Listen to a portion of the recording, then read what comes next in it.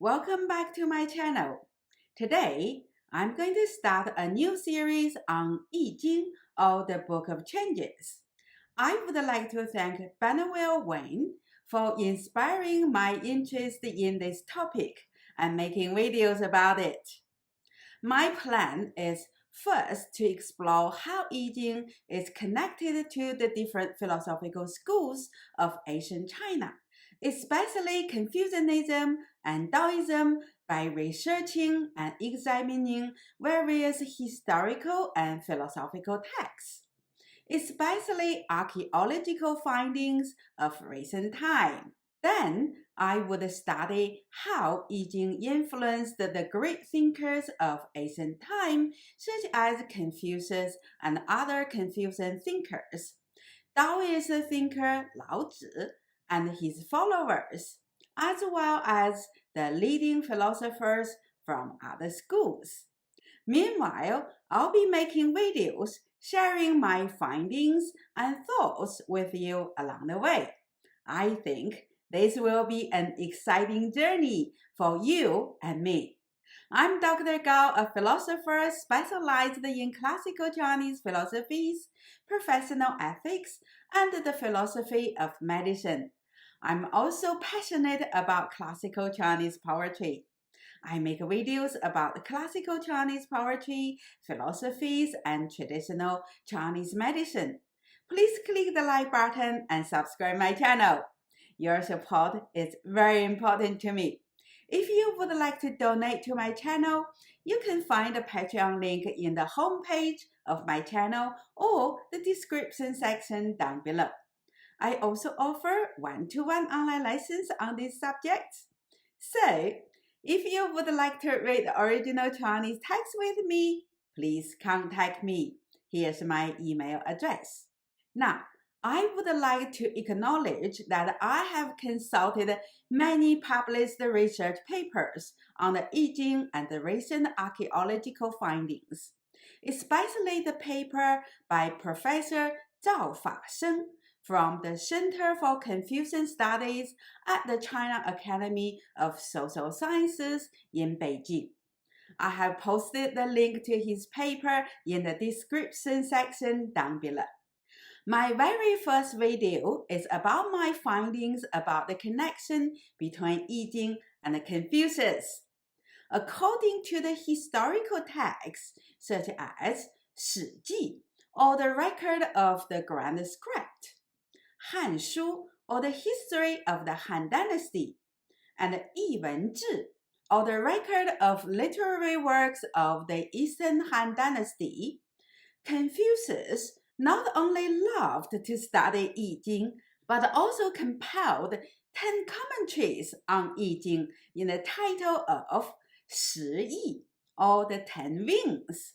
However, this view was challenged as early as the Song Dynasty by a scholar named Ouyang Xiu, who was also a leading literary figure and a poet of his time. By the early 20th century, this challenge intensified further to become a demand for evidence supporting the claims made in the early historical texts. A leading scholar of the New Culture movement named Qian Xuantong argued that there was no evidence that Confucius had anything to do with Yijing. Fortunately, an archaeological finding around 1971 to 1974 resolved this controversial issue conclusively. A group of Han Dynasty tombs were discovered in 1971.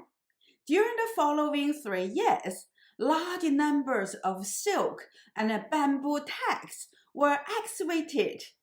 Among them, there are 7 texts about Yijing, including a silk copy of Yijing. The other 6 texts also present important new information about the connection between Confucius and Yijing.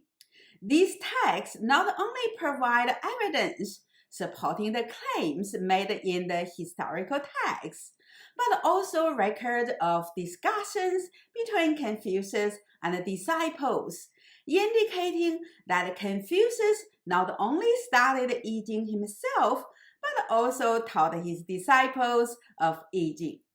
More importantly, the texts also report Confucius' claims of developing a new kind of Yijing system that was different from the Shamanic divination practice and that of the grand scribes at the court.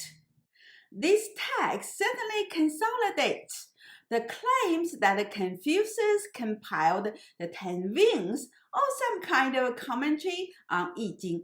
More significantly, this text also provides information about Confucius' innovative divination practice of Yijing. According to this excavated text, Confucius made a clear distinction between his divination practice from the conventional shamanic and script practice. One of the texts in the title of Yao, or the Essentials, provides information what Confucius intended to do with his new way of Yijing divination. I'll elaborate on this after I translate a passage from this text. Now, let me give you a brief account of the 7 Yijing-related texts discovered in the Mawangdui Han tomb.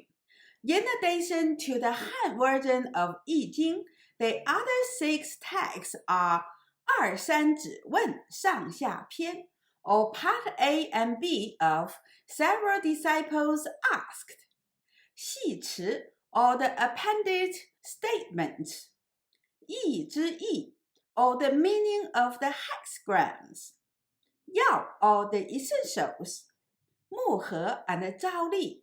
The last 2 texts are named after the names of the disciples who had the conversation with Confucius recorded in the text.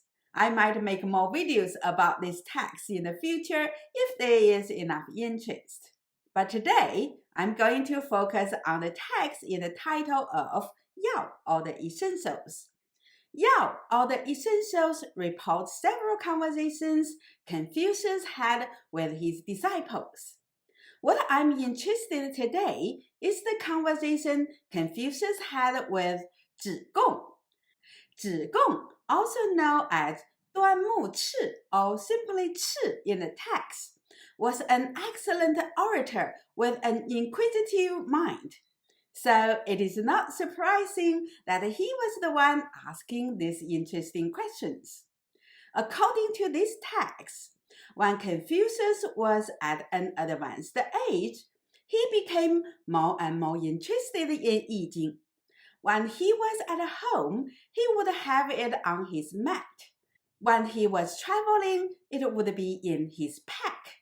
One day, Zhigong could no longer hold back his curiosity, so he challenged his master by saying, "My master, you used to teach us only a man without virtue would seek blessing of deity.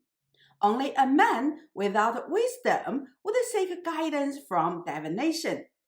I accepted your teaching and have been practicing it. However, now that you are getting older, why are you become so fond of this divination book, Yijing?"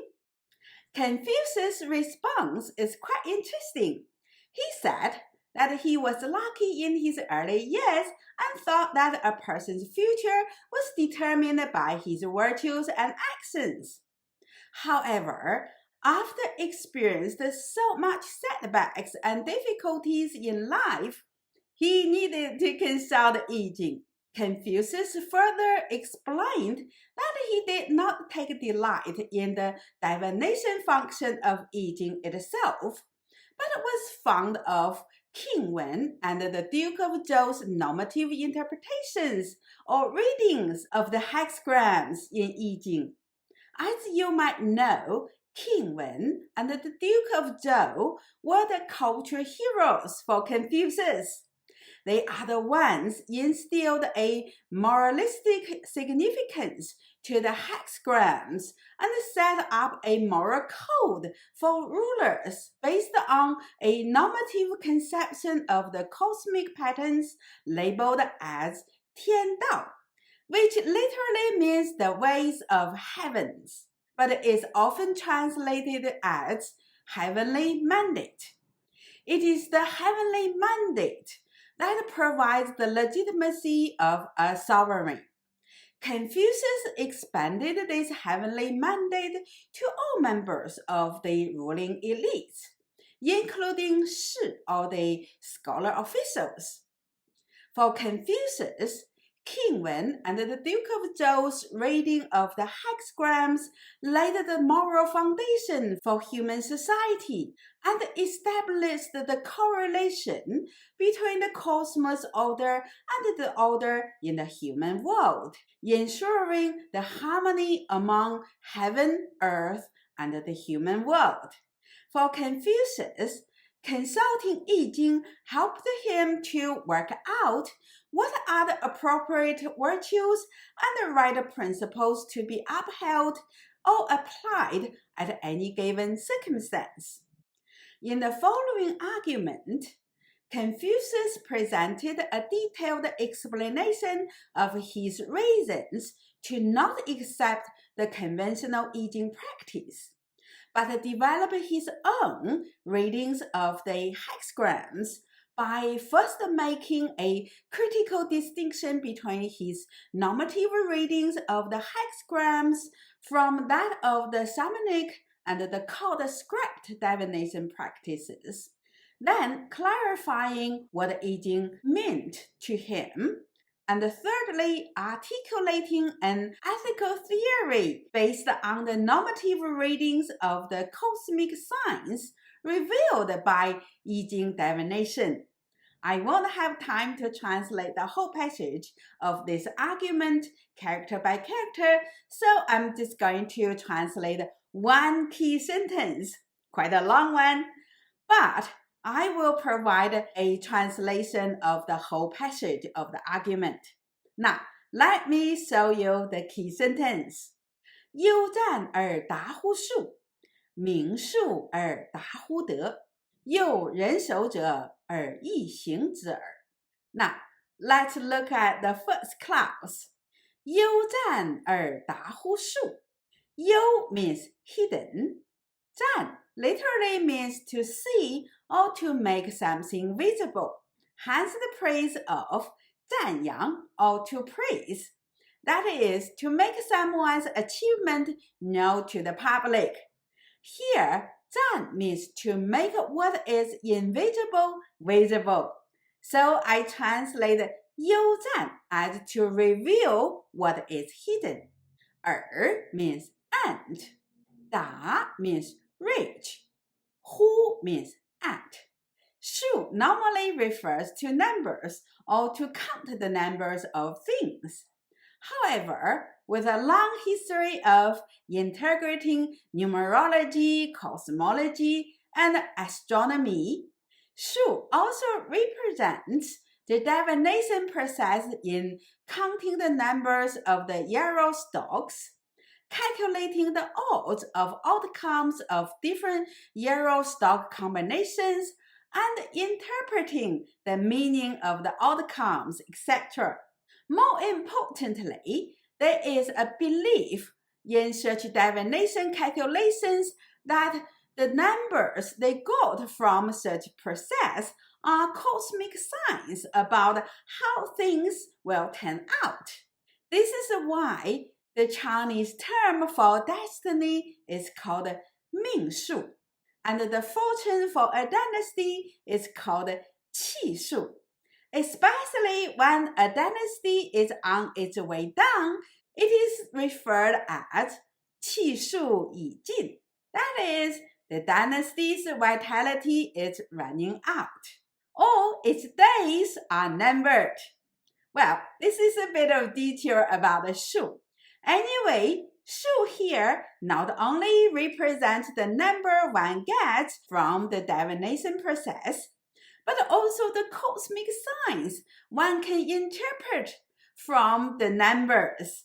So, I translate it as the cosmic patterns. I also add the first person pronoun to complete the sentence because it is quite clear that Confucius is talking about his attitude towards Yijing and its divination practice. 明数而达乎得. Ming literally refers to the bright light from the sun or the moon, as indicated by the two characters of 日 or the sun and 月 or the moon that made up the character. It also means to shed light on something, hence has the meaning of making something clear or to understand something, as in the phrase of 明白 or to be clear about something. Since Ming here is related to the outcomes of divination process, I translate it as interpret. 数 again means the cosmic pattern. means and. 达 means understand. 乎 means act. 德 is an important concept for both Confucianism and Taoism. As you can see from the Archeological scripts here, it is made up by the character of mu or I and the character of xin or heart and mind. It means to clearly understand what one wants and follow one's heart and mind. The bronze scripts added the character 行 or act to the Archeological scripts and made up the character 的 we know today to mean to act according to one's heart and mind. Confucius and other philosophers of his time added a moralistic dimension to this concept, so it means to act virtuously. But the different schools have different conceptions about what constitutes virtue. For Confucianists, virtues are defined by the mandate of heaven as indicated here. To act virtuously is to act in accordance with the heavenly mandate. I have explained what heavenly mandate is in my other videos about the Confucius political theory. Here is the link to one of the videos. For Taoists, act virtuously is to follow the nature course of things and do not impose human intention in perceiving and conceptualizing the world around us. But we can still make most out of our circumstances. Here, the character 德 is clearly used by Confucius in a normative sense. That is, to act according to heavenly mandate revealed by the divination process. I also translate 达 differently. In the first clause of the sentence, I translate 达 in its initial connotation as to reach or to arrive.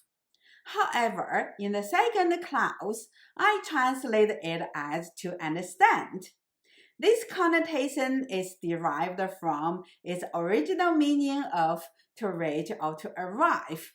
That is, to reach or arrive at some conclusion means to have a good understanding of something.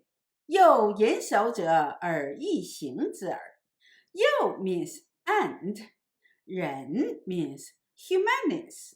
守 means focus. 者 is a linking word that has no meaning. 而 means and. Yi initially refers to a positive result from a divination before a military campaign begins, as indicated by the two components of the character in the Archeological scripts on the left. The character Yi is made up by the character of 我 or weapon and the character 阳 or 祥 meaning positive result. The three scripts on the right are the variation of the same character engraved on bronze vessel from the Zhou dynasty. For the ancient Chinese, a positive result for divination about a war meant the war was blessed by the heaven, hence was a just war. So it later acquired the meaning of justice or righteousness. For Confucius, it refers to righteous action, and here it is used as an adjective, referring to actions guided by cosmic principles, blessed by heavenly mandate. I also insert a clause to indicate the activity Confucius was talking about. So the whole sentence can be translated as, when consulting Yijing, I reveal what is hidden to reach the cosmic patterns. Interpret the cosmic patterns to understand the virtues revealed. Then I focus my mind and heart on humanity and guide my actions by the cosmic principles. Now, let me show you the whole justification and explanation Confucius offered to Zhigong, why he became so fond of Yijing. The master said, as for the Yijing, I do put its prayers and divination function at last. I observe its virtues and principles. When consulting Yijing, I reveal what is hidden to reach the cosmic patterns. Interpret the cosmic patterns to understand the virtues revealed. Then I focus my mind and heart on humanity and guide my actions by the cosmic principles. Being able to reveal what is hidden yet without grasping the cosmic patterns, this is the practice of a shaman. Being able to grasp the cosmic patterns, yet without understanding the cosmic principles, that is the practice of a court scribe. As for divination of the shaman and scribes, I admire their practices, but haven't learned them. I took delight in their practices, but I don't agree with them. People of later time might have thought about me because I take delight in Yijing, but I'm simply seeking out the virtues of it. I take the same path as the shaman and the court scribe, but we end up with different results. An exemplary person seeks fortune by virtuous actions. Hence, he rarely performs sacrifices to deity. He seeks good luck by being humane and acting virtuously, so he hardly ever performs divination. Don't I put the shaman and the scribe's practice at last? There are also other conversations between Confucius and his disciples recorded in the text Yao and other excavated texts. I won't have time to read them in this video, but I might read them in the future. What I do like to highlight here are the following points. 1. It is clear that Confucius not only studied Yijing and compiled the commentaries on it, but he also performed divination and taught his disciples Yijing and its divination practice. 2. Confucius also draw a clear distinction between his normative readings of the Yijing divination from the functional reading of the shamans and the cosmological, astrological, and political readings of the court scribes. 3. Confucius integrated his own thoughts on morality with the morality advocated in the Yijing by King Wen and the Duke of Zhou, and articulated these moral thoughts and built an ethical theory based on the conception of heavenly mandate. By consolidating the correlation between cosmic patterns and the human moral principles, Confucius' ethical theory obtained its legitimacy and justification as not only a mere moral code, but also as a sacred moral laws sanctioned by heavenly mandate. This is how significant to build the connection between the moral theory and the cosmic patterns revealed by the Yijing divination practice. I'm Dr. Gao, a philosopher specialized in classical Chinese philosophies, professional ethics, and philosophy of medicine. I'm also passionate about the classical Chinese poetry, and I make videos about classical Chinese poetry, philosophies, and traditional Chinese medicine. Please click the like button and subscribe my channel. Your support is very important for me. If you would like to donate to my channel, you can find the Patreon link in the homepage of my channel or the description section down below. I also offer one-to-one online lessons on these subjects. So if you would like to read original Chinese text with me, please contact me. Here's my email address. Thanks for watching my video. I'll see you next time.